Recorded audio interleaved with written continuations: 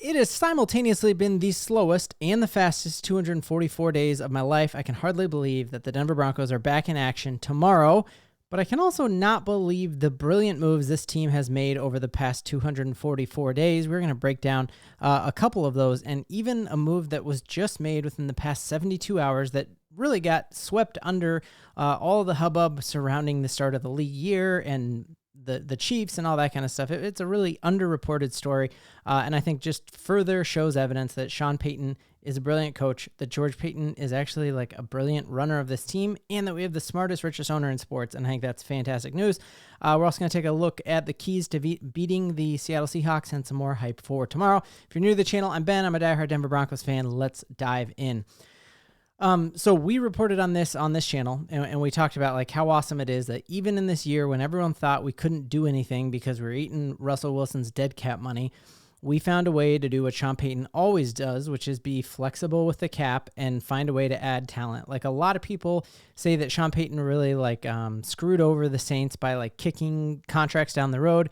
And really, he would not have had they figured out the quarterback position. Like if Carr could be an awesome quarterback, like they'd be in fine shape. Like they're even with them being in a bad cap situation, they're projected to do pretty well in that division, even with Kirk Cousins going to it. And so the fact is, like, if we get this quarterback situation right, what Sean Payton is doing here and what this ownership group is doing with our cap is nothing short of absolutely brilliant. So somehow we are able to sign two of the best players at their position and take $53 million dead cap hit for Russell Wilson to not play for the Pittsburgh Steelers tomorrow because he's also injured. So I'm not even sure how this works. Like this is that new Common Core math or something that I don't really get, but somehow we re-sign Pat Surtain and reduce the cap number. So we make him the highest paid player at his position, and we save cap money. But he only was the highest paid player at his position for like several hours, because almost immediately after that, what we see is that the Miami Dolphins threw the bag at an older, less talented Jalen Ramsey. Now, Jalen Ramsey came out at the Pro Bowl and thinks Pat Surtain is better than him. He literally said that, which is fantastic news for the Broncos. But I think what this shows is like, I thought Patrick Surtain's deal would stand at least through the end of this season. But what it shows is just like what a great deal the Broncos got to have the best paid player at his position, to save cap money, and to not have to have him be the top paid player at his position. So we know Sauce Gardner is about to get paid this offseason. And so I was looking on PFF, there's 2 or 3 other top tier corners who are up for deals. You could really be looking at a scenario where the best player at his position is like the 4th or 5th top paid player. And that's just awesome that we got a hometown discount for him. He's happy. He has all he needs, and that's awesome.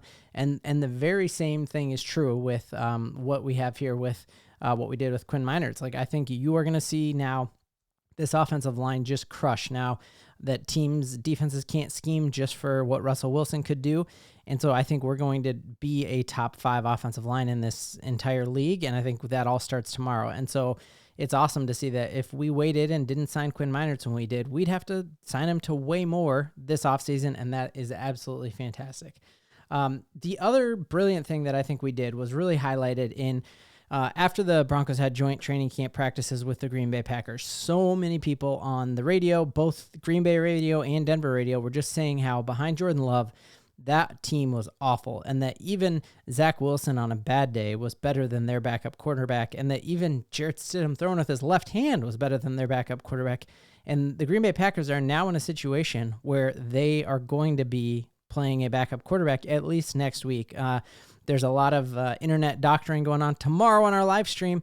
It's going to be like a Manning cast kind of, and I'm going to have several special guests, including my diehard Broncos brother, my actual brother, Josh, who's a doctor. So maybe during one of the commercials, we look at this and he can give us his medical opinion, and we'll wear a mask and trust the science or something. But the fact is, like, Jordan Love, it could be like a high ankle sprain or something like that, but he's going to miss time. It could be as bad as an ACL injury, and he misses the entire season. So we are at a spot now where we have 2 quarterbacks that the Green Bay Packers would absolutely love. You're already seeing Twitter deals being made by accounts with blue check marks saying, like, who says no first? A 3rd round draft pick for Jarrett Stidham straight up. If the Broncos are able to do this in a way where they get draft capital by keeping these two quarterbacks on the backup for Bo Nix. Like, that is just even further evidence that we've made some brilliant moves. And here is the play, just a pretty heartbreaking play there if you are a Packers fan, to see the future of your franchise. And really, like, they were Super Bowl picks. And that's, I think, why you watch him here, kind of dirty hit there, and you see his knee kind of like wiggle, and you never want that wiggle there in your knee. So that's not good, but he's out. And so that's really good news for the Broncos to have two pieces there that, man, even if we were able to trade one of those guys in Zach Wilson or Stidham for a 5th rounder, I would take that. Cause I think if something happens and Bo Nix doesn't make it through the season, I think we have bigger problems than collecting some draft capital for one of those guys. So I think that's absolutely brilliant. And one of another brilliant move was just how we were able to finagle the cut down to the 53-man roster. That some of the more surprising cuts is that we cut Lil Jordan Humphrey and our fullback Burton, and everyone was like, "Whoa, that's crazy! We cut those guys." And Sean Payton played the system perfectly, where he knows the rules to a T, and he's playing checkers while everyone else is playing, I don't know, like Words with Friends or something. He's playing chess while everyone else is playing checkers. Is what I was going for there, and what he was able to do was he knows that during the season, 4 times you're able to draw guys up from your practice squad to your starting roster. And then after they play 4 games, they got to be on your 53. So then you bump another guy who's on your 53 back down to the practice squad. And so that's exactly what Sean Payton is doing, that you will see Lil Jordan Humphreys and Burton tomorrow in the starting lineup. Obviously, I don't think we'll start with a fullback, but if it's a I formation with a fullback, it's going to be Burton. And so another brilliant move here, that we were able to keep 3 quarterbacks on this roster because Sean Payton has developed the trust with those guys in particular, that they were able to not go out and try to find another deal, knowing, hey, I'm in the long-term plans of the Denver Broncos. I'll keep my family here and I'll be on the practice squad for 4 weeks, but essentially I'll get paid the exact same, and I have a long-term deal here with the Denver Broncos. So that's absolutely fantastic. The other brilliant move that I think we're seeing, and we're going to hear a ton more about it tomorrow as Bo Nix goes into Seattle and is victorious, is just the way that Sean Payton has brought Bo Nix through this development. He came out before the draft and said, we're going to be better at evaluating talent than any of these other guys. And everyone was like, that's a really cocky thing to say. Well, already looking at it, we know that Bo Nix is starting and Drake May is not. We know if JJ had stayed healthy, it was Sam Darnold's job. And Michael Penix is not starting either. So we didn't get the 6th best quarterback in the draft because we got a guy who's starting, and 3 of them weren't going to be regardless of injuries. So I think that right there shows it. And then the other thing that has just been incredibly brilliant was the way that Sean was able to navigate bringing up Bo, but keeping the culture of this Denver Broncos locker room. He did not want Bo Nix to have the label of teacher's pet, or like, hey, this is Sean's guy, and he's just gifted the job.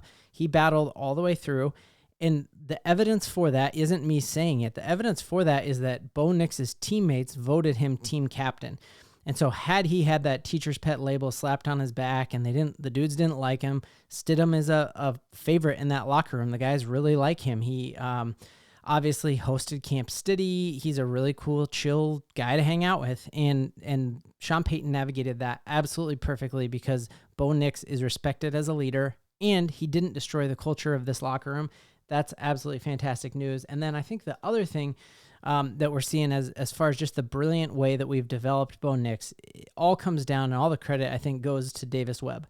Sean Payton took a flyer and was able to give former quarterback Davis Webb the job of QB coach. That's a big job. He was just playing in the NFL several years ago, and so then to get that type of job, there are people all over the league saying he could be an offensive coordinator in the next 2 years, and that would be a huge loss for us. But what Davis Webb did that was fantastic is like all the way back to when they were doing their interviews with players about who the Broncos were going to draft, they would give them these like little quizzes.